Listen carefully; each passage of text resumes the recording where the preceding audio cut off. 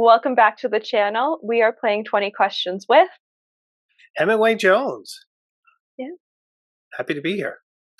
Lovely to have you on the channel. You make some great fountain pen videos. Thank And you. You're very kind. Thanks for having me. glad to have you. Let's jump into the questions. When I Okay. think fountain pen, what pen do you think of? Mont Blanc 149. How did you get into pens? A long time ago, I saw really interesting people using fountain pens. And I think I've always been the type of person that gleans certain things from what I see around me. And I was aspiring to be as interesting as they were. And I saw them writing. I just wanted to try it. And my first few attempts were very unsuccessful, including my first purchase was a Waterman fountain pen that I literally broke at the section. Like I snapped it in half. I still have the pieces around here somewhere. I'm hoping to find it one day. It's kind of a eternal symbol of my shame. But that was what inspired me to take the leap. All right. What was your first pen? What was that Yeah, Waterman yeah. fountain pen? I was about to say you've answered the question, Yeah. but it's Yeah. question number 3. So You I'm know gonna what's ask funny though? anyway. I'm real. No, it's good, and I can kind of elaborate. I'm not entirely sure which one it was Okay. because, like, I remember being quite elegant and having sort of a longish nib, almost vintage style, but Okay. it would have been from the early '90s. So at some point, I have to go into the eaves of my house and go through all the boxes and find it just so I can match up what it was. And I think there's a really good story there. It honestly, it's a great story. How many people can say that they snapped their first pen in half? Yeah, yeah. And I admit it. I did a video I think on fountain pen fails at one point. That was one of them. Yeah, I've seen it. It's a good video. Nice. Oh, If if thank you. if I can find it, I'll leave the link below. Oh, okay, thanks. That's very kind. What's your current daily driver? See, it's a little tough when you make videos about fountain pens. You have the pen that you write with, and then you have the ones that you're demoing. So, what's the pen you're currently writing with? Right now, it's the Omas Bologna. And I've already made my video on it, but I really like it. And I haven't put it aside to kind of pick up some other ones yet. I just did a closing in my day job and I took it with me. So it's literally right here. It's a great pen for signing your name, even though it's an extra fine, and I rarely use an extra fine. Okay. Yeah, no, I saw them. I think they didn't come. They weren't for sale at Chicago, but they had them on display at Chicago, and so I got to see Ah, them, and I've got to dip them, but I don't own one. gotcha. What's your favorite ink currently? Favorite ink would probably still be a Clay de Saphir. It's just my go-to. It's just perfect for me, but it does fight it out with oxblood. Um, I could get by, I think, on 3 inks: oxblood, a Clay de Saphir, and Jagerbond's Pearl Noir. All right, good choice. Honestly, Thanks. great choices. Thank you. What is your favorite brand, neither pens or ink? Favorite brand? I have a lot of affection for brands. I like when there's a really compelling story. I just made a video today where I was speaking about Pilot, and it's pretty interesting how old Pilot is. And I love their pens and I love all the innovations they did. And I think one of the things I really love about Pilot is how consistent their QC is on a pen, even like the Metropolitan compared to like the Custom 823. Very consistent. And they put out so many weird models. So I have a lot of affection for them, but I'm totally a Mont Blanc fanboy. So that's probably my favorite brand. Honestly, Pilot has been a frequent name in this series. Yeah, there's so much personality, so many great models. And such a wide range of price points. There's a Yes. pen for Yep. everyone in that collection. And fountain pens are probably less than 5% of what they sell. Probably Yeah, even less than that. yeah. Vintage or modern? for flex nibs, it would be vintage. For modern, I would have to say modern. I love vintage pens, but they're very delicate and they're very temperamental. Yeah. So I find myself sort of cherishing them and keeping them at home, where I am someone who encourages people to get a little sunshine on your fountain pens. Take them out in the field, take them out in the cafes, go travel. So I think for reliability, it has to be a modern pen, sadly. Yeah. The pretty vintage sit on my desk. I use them, but they're not the ones that get thrown in my purse. Right, exactly. Yeah. You can't throw a pen from 1946 in your purse. What's your purse pen right now? Quaco Sport with mellow blue. Oh, a mellow blue Quaco Sport with dusk and bloom in it from Ferris Wheel Print. Ooh, that is dangerously close to my wife's top pick for a purse pen. And then it's Yeah, also well done. it lives with two other Quacos that are also purse pens. One Okay. that's got Ferris wheel press plated gold tresses in it, and Ooh. one that's got Dominant Industries Evening. Oh, brilliant. And what's the color of that one? Is that like It a burgundy? Or the other one. I'm Oh, so the other sorry. one. This is, I believe, Bordeaux. It's part of their everyday line. Ooh. Ooh, I like that. Uh, I yeah, I can see oxblood in there. yeah. So I've got medium, broad, and double broad. Oh, no kidding. So you're a wider nib person. Well done. Well, and Brilliant. like having shimmer ink in a double broad pen means that if you're out and about and suddenly like you need to write a card or you like need to do like means I always have a pen for signing birthday cards in my bag. It's great. And that double broad is awesome. I have it in a like a hunter green Oh Kaweco, and it's brilliant. I love it. no, I love my double broad. I actually like out of a pen. Like I use my sports all the time. Do you swatch all your inks? I do, but I don't do them smartly. So I have what I call my ink library, and because it's in a moleskin Ew. watercolor Yeah, sketchbook, what you end up with is like this. yeah, So you can't really move them around, but there's a method to my madness. I like to take a pen and see how it communicates with each color. yeah. That's why I use a Rolodex, and so Okay, yeah, all the ink yeah, it's much swatches are on the smarter. Rolodex, and so I can like put pens on top and go what feels right. That's a much better system. Well done. It was the like $2 fix to my problem at Yeah, the yeah. store. I mean, it's easier to shelve this book than a It is. Rolodex, but yeah, They're a pain in the ass to shell. They're indeed, they're they're a pain to go through, but they look really pretty. they do. Uh, I know the answer to this. Do you daily drive the same pen and ink combinations, or do you switch it up? I switch it up, but it's funny. I mostly gravitate toward those three inks. As Yeah. much as I'll start another ink or I'll test drive an ink and do a video on it and I'll like it and I'll say, "Oh, it's great." Mhm. I often go back to one of my preferred inks. Although I have Bleu de Profondeur in this one currently, which Okay. is kind of the J. Urban version of Midnight Blue from Mont Blanc. Uh, do you have your writing samples of nibs in a way that you can flip through them when you're looking to pick out a new pen, or do you just do a writing sample every time and like know what's in a pen? Um, That was I a really badly phrased question. So, No, I think I get what you mean. So there are people who like, keep track of yeah, what ink is in which pen and then which nib is on that pen along with it, so they know kind of what it writes like. do you keep track of what nibs are in which pens, or do you just know what's in what pen? Is the gist. Um, I'd be closest to the latter, but I rarely change nibs.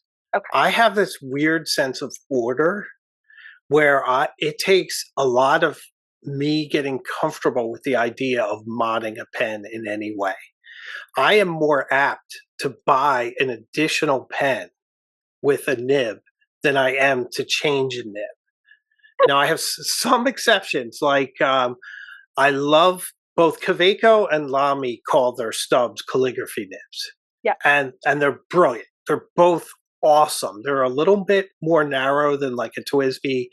Those I can freely change for whatever reason, but most pens I won't mod in any way. I'll just buy another one.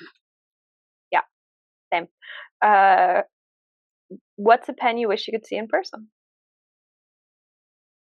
See in person, huh? Probably a Scribo. I am really curious about Scribo's pens, and I'm going to Italy in November, and I'm going to go to some of the shops there and try it out. Oh, that'll be fun. Yeah. What is your current Grail? Oh boy.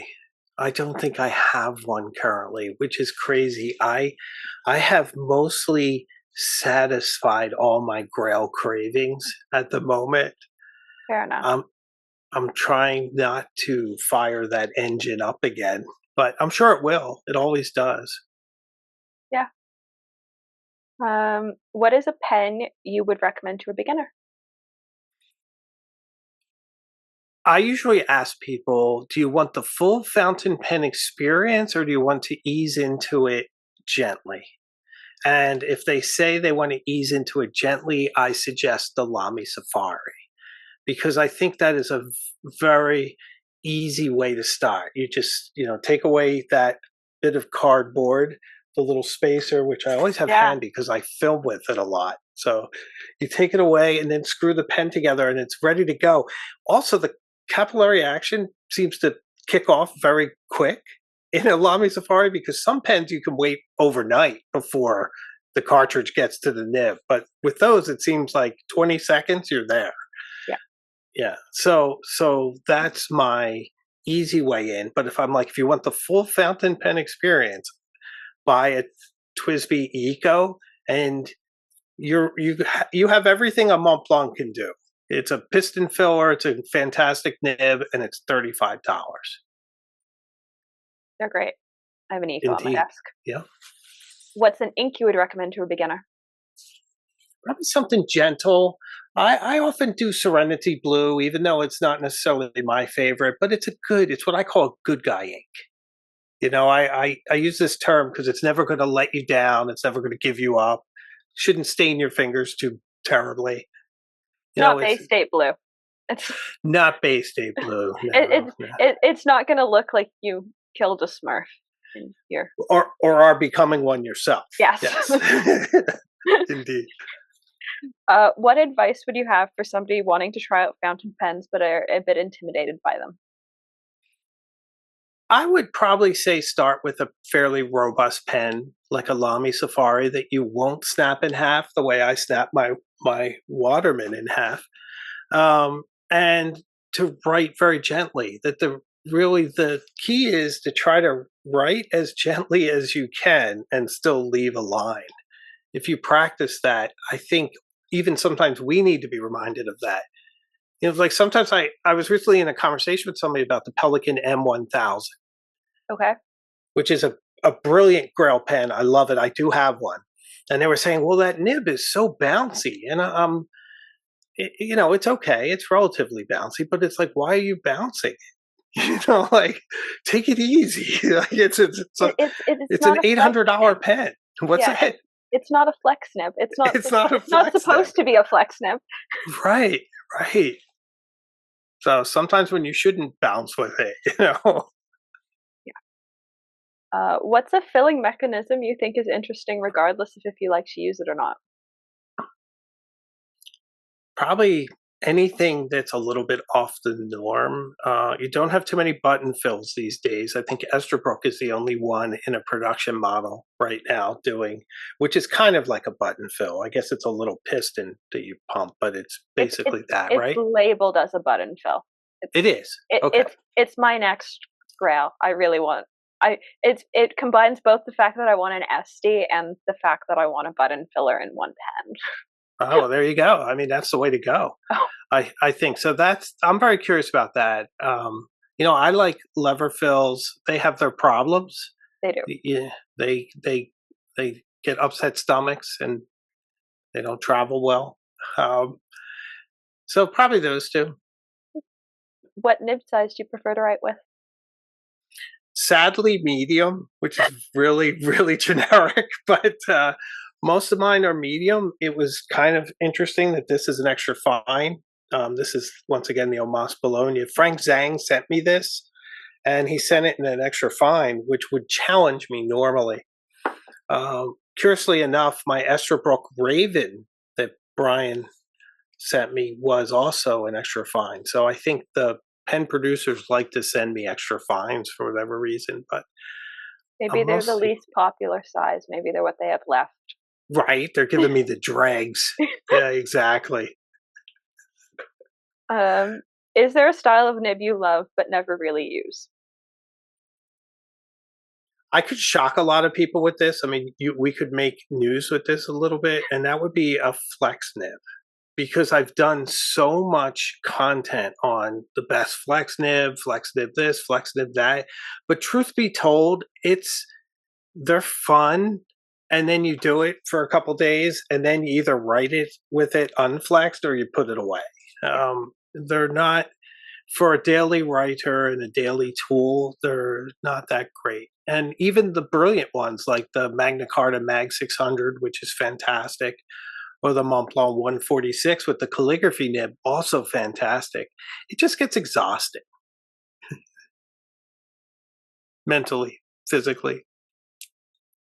And like eventually you just get tired of writing flex. Like I've got a Waterman with an ideal flex nib, and I think Nice. I probably flex it for the first day or two, and then I go, and we're just going to write with this normally until it's out of ink.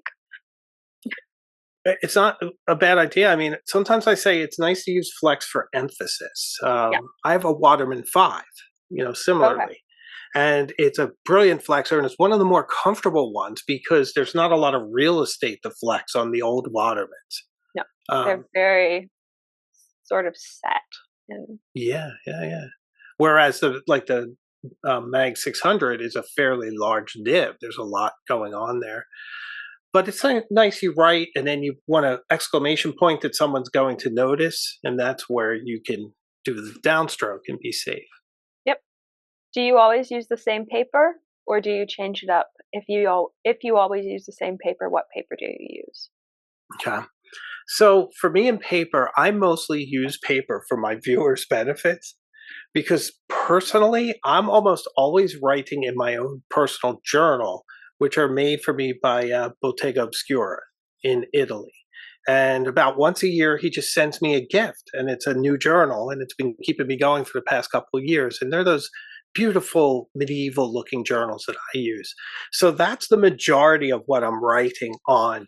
But I also have sort of sub journals that I use for the channel where I'll take a little Claire Fontaine, and I don't know how to say it, but it's something along the lines of Paprite.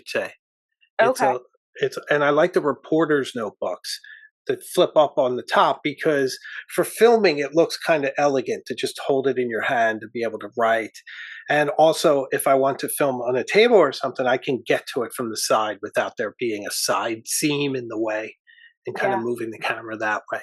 So those are really it's really Claire Fontaine mostly and whatever my friend at Bottega Obscura is using in his because I don't really know. Well, sometimes that's the best things is when you just get sent random stuff that you get to play with. Uh, Truly. what is your least favorite ink/ink color family? Wow, family, like whole family? Eh, well, Probably. there are some people that just like hate oranges, and that's been an answer. Oh, yeah. Okay. I think We mean color families. I thought you meant no, brand. I'm no like, which color brand am family. I going to throw under the No, bus? You know? what's Uh, what's your least favorite ink? Like if there's an ink that you really sure. don't like, or do you have an ink color family that you really dislike? I don't like green very much. All right. I I don't like oranges. I don't like anything faint on the page. I like a lot of depth and darkness. So I gravitate towards darker blues, blacks. Even grays are often too light. So for I me, love gray. I need some base in my inks. Thanks for playing 20 questions. That was it? That was it. That was all 20. That was super easy, barely an inconvenience. Thanks for Super playing. fun too. No, well, thanks for having me. It was very nice. I'm glad we had a chance to chat.